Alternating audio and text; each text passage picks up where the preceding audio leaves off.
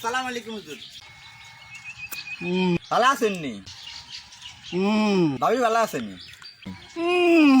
হলো আইনগুন ভালো আছেনি? কি সে কথা কন না কা? কেন ও কারণ কিনলে হুজুর এটা কিনলেন? তুমি একসাথে এতগুলা প্রশ্ন করলে আমি কয়টার উত্তর দেই? আমি ভালো আছি, তোমার ভাবিও ভালো আছে। ছেলে মেয়েদের প্রবলেম। ছেলে বড়টা বউ নিয়ে হাসপাতালে, মনে হয় সিজার করা লাগবে।